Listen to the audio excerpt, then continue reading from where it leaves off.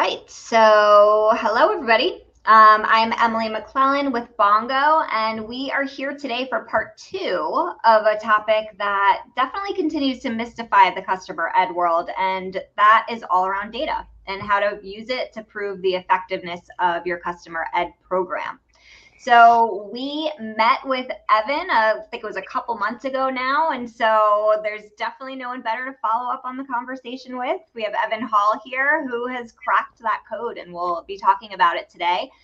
And we are hoping to have Josh Camera, who is the CEO of Bongo, but he is having fun internet issues right now. So we might see him, we might not, but I know he definitely wants to contribute to the conversation too. So let's get started. Evan, nice to see you. Yeah, you too, Emily.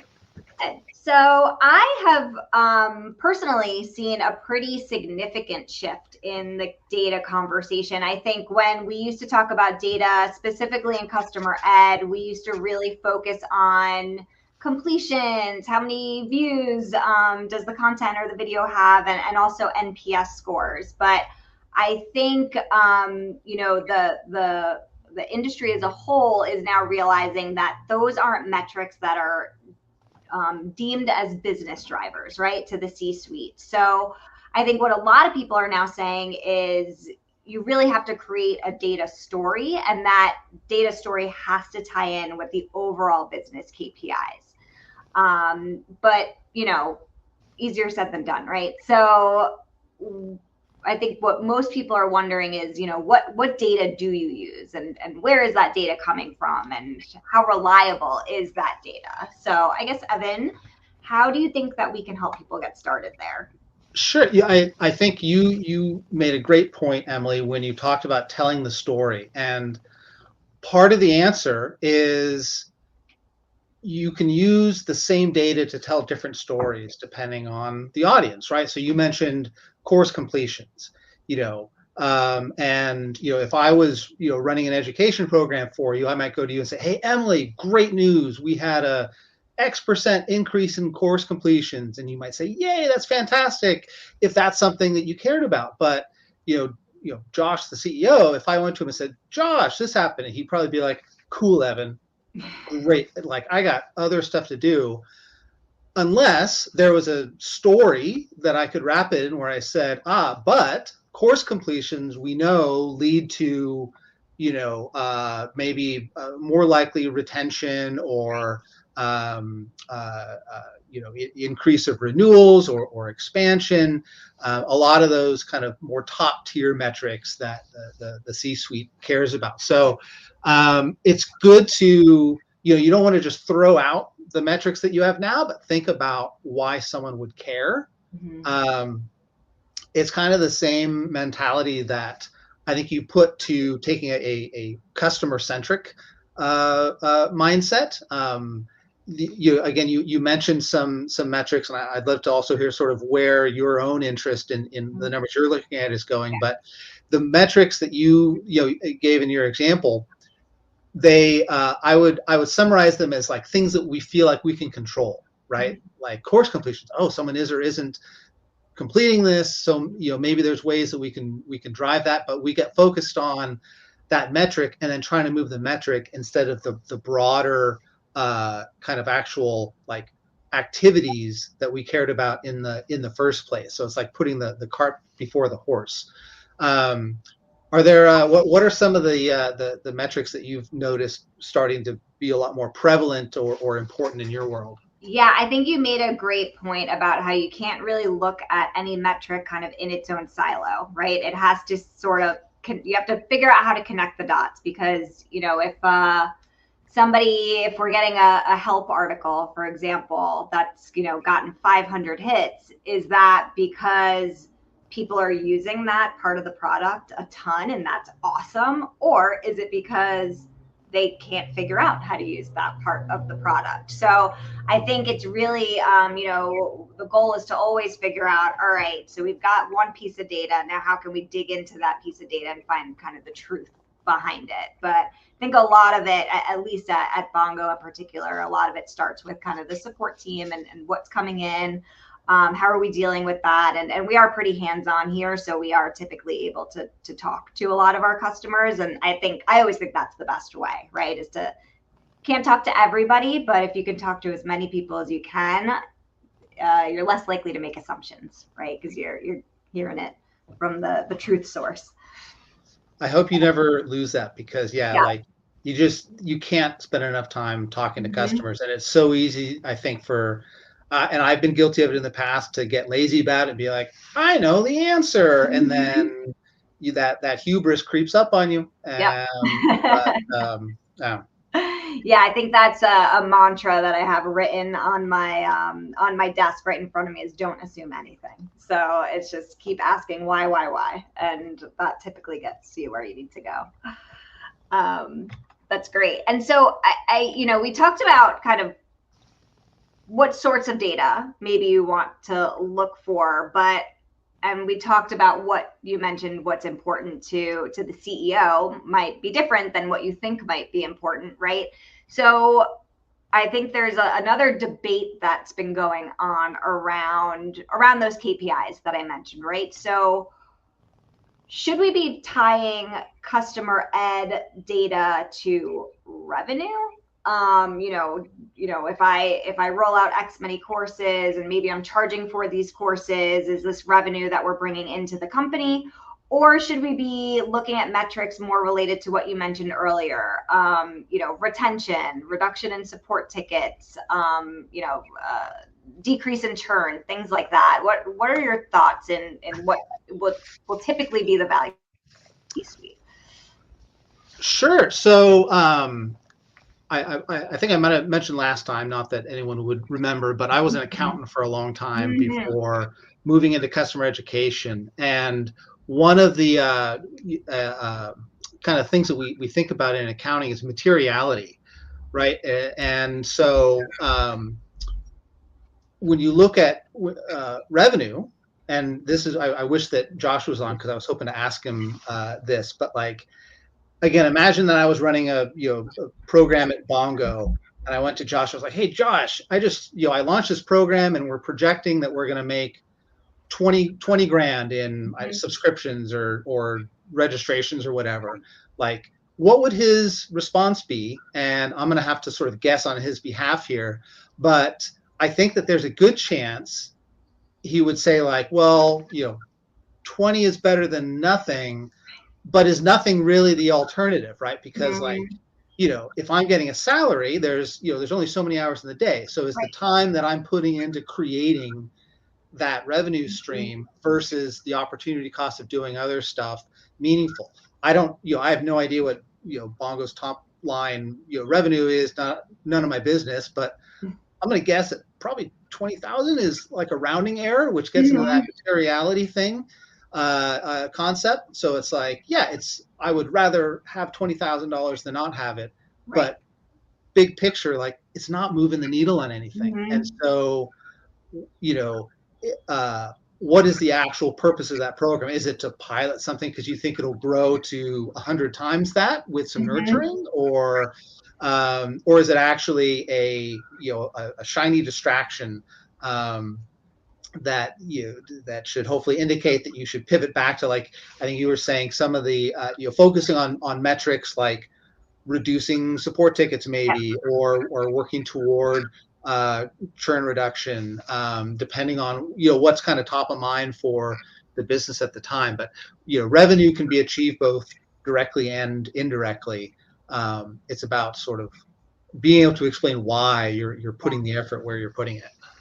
Yeah. And you know, typically a lot of parts of the business are trying to do the same thing, right? Like marketing is always trying to educate prospects to try and build their funnel, and sales. And so where do you kind of see the cross section, or any trends right now in really joining forces with other departments to kind of achieve the same goal? Yeah, it's easy for people to drop that cross-functional, but Mm-hmm. I think cross-functional is the synergy of this decade. And it's not that it's, not really important. It's more that people say it and then go off and do their own Right. thing. With customer education in particular, um, I think it is, obviously it's done by people who have to live somewhere in an organization chart, but possibly more than almost any other function in Mhm. the business, it has an opportunity to really help other teams. Basically any go-to-market team can benefit from education, not just as a function, but as a skill set and a mindset. Mhm. And one of the trends that I'm seeing right now that I think is good is has to do with the way that companies are structuring roles and responsibilities, so that a lot of companies may be a little like maybe not ready to hire an education person, or it might be more limited, like, oh, we just want someone to lead training sessions or whatever. Right. But what I'm seeing a lot of increase in is enablement roles, Mhm. product enablement, technical enablement, partner enablement. That's all education, and it's fine to call it something else. Maybe it's like, we saw the shift from account managers are largely now what customer success is. They're doing 90% of the same stuff, Mhm. and the industry has chosen a new name for it, and that's fine.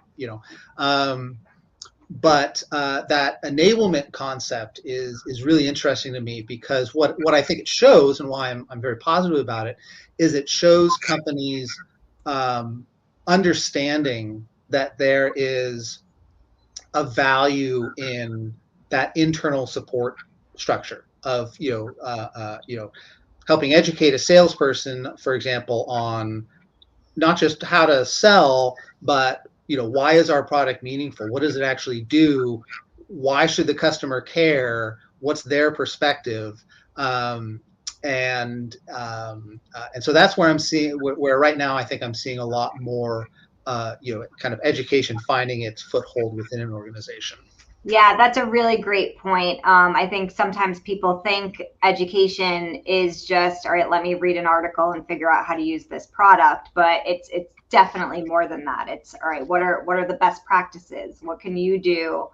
My goal using a product might be very different than your goal, which is using the same product, right? So I think that's the kind of beauty of customer ed, is really not just being how are we going to get from point A to point B, but how are you going to make this meaningful to yourself, to your job, to improve in your role. And so I feel like it's like enablement plus. I don't know what I would call it, but that's something we're always thinking about too. Is what are best practices that we can help guide our customers to. And so it brings me to, I know you wrote a great blog post that I loved reading, called 5 Ways Customer Ed Can Improve Sales Demos. And so, we were just talking about the sales team a little bit, but in the blog post, you talk about, you were observing existing sales demos and noticing that the reps were doing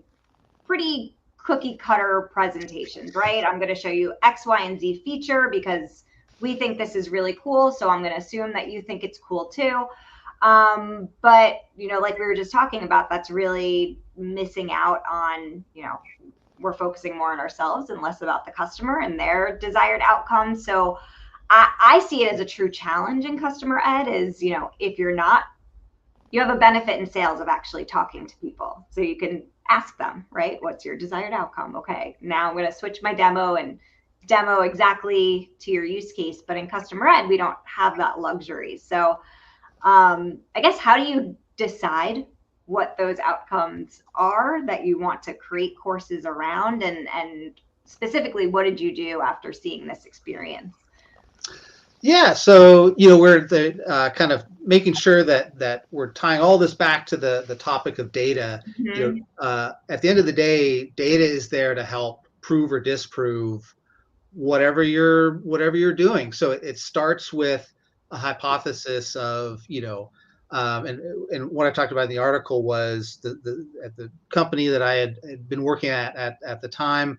The sales team ran these weekly webinars to help people that were in trial with the product get a little more comfortable with the product, hopefully see the value, um, which sounds like a great premise, but that's where the sort of plan for it stopped. There was no mechanism to tell whether it was valuable, whether there was really any kind of engagement at all.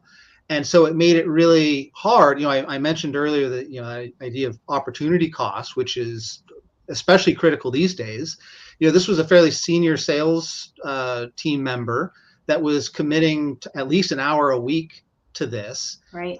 I mean, if that's a waste of time, you want to figure that out, and Mm-hmm. either that program is working and you want to expand it, or it's not working and you want to cut it so Right. that you can redirect that person's time to somewhere where they're producing more.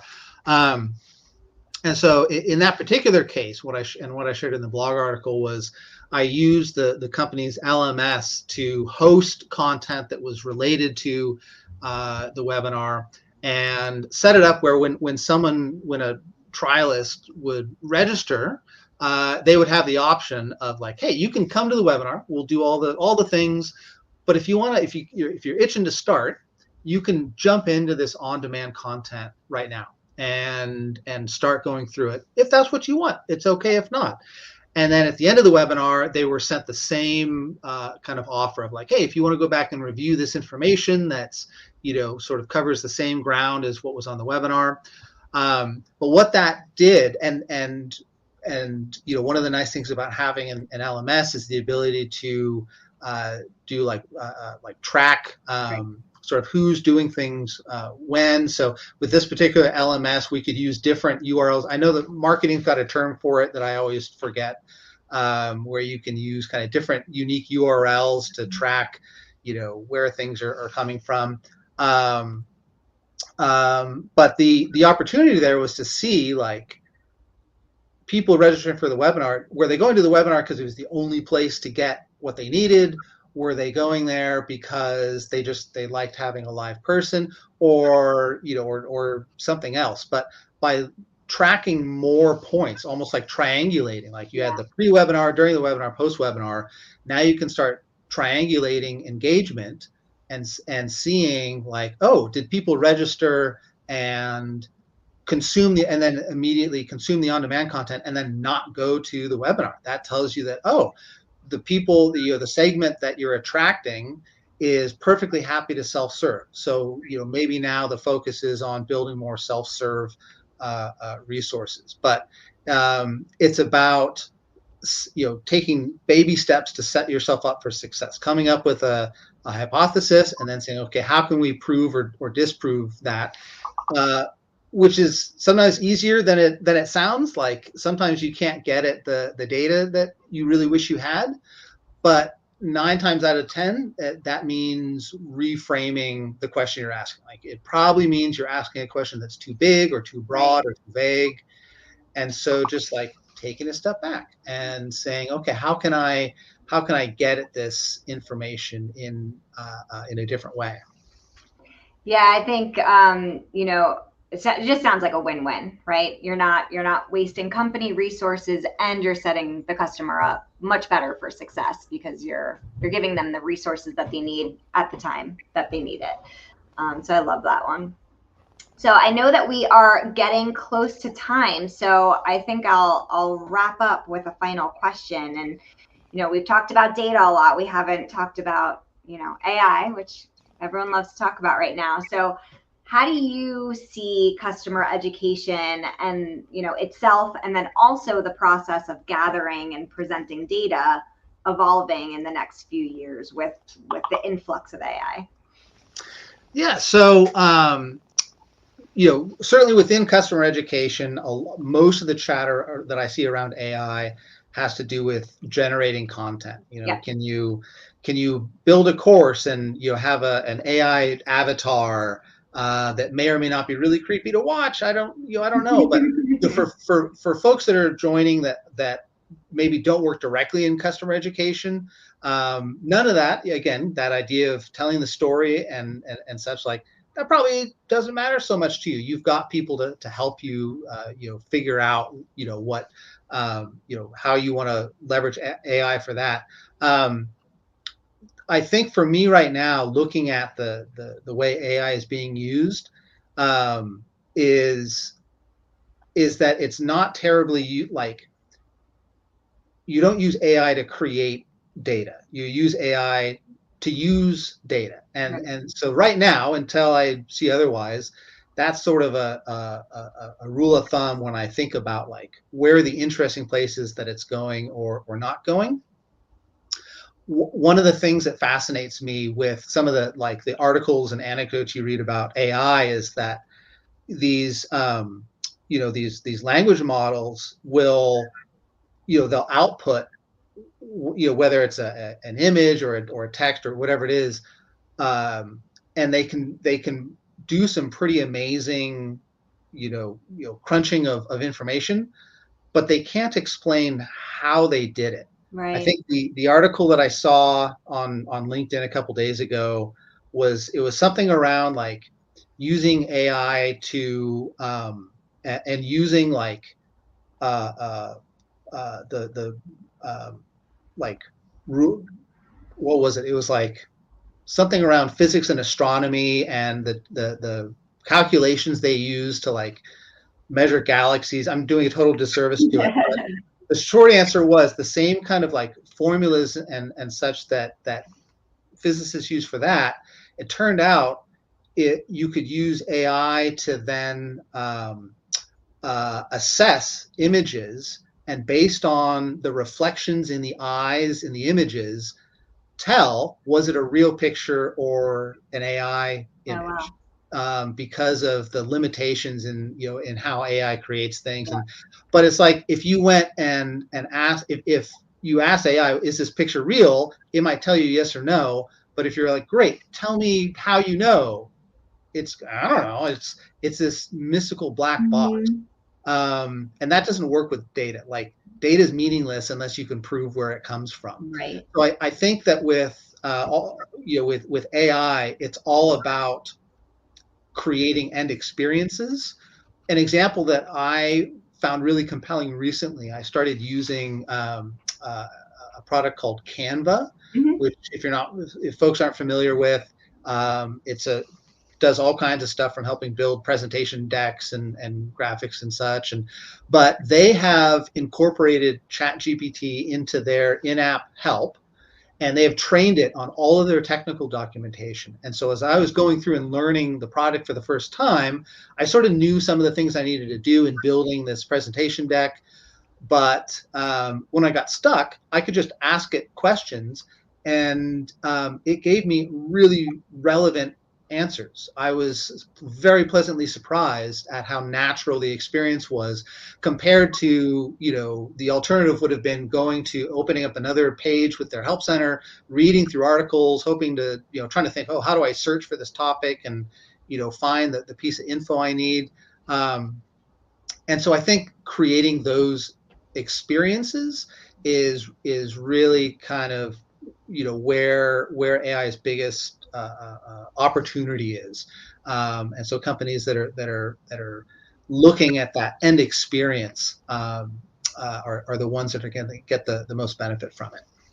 Yeah, I think that's a great point. I think when all this stuff first came out, it was all about creating content, but like you mentioned, now you can create even better content, right? You can make it much more engaging. But with your Canva example, I agree. I think that's where it's going now. It's putting the focus back on the learner, on the customer, and truly being able to engage with them in ways that people couldn't before, right? And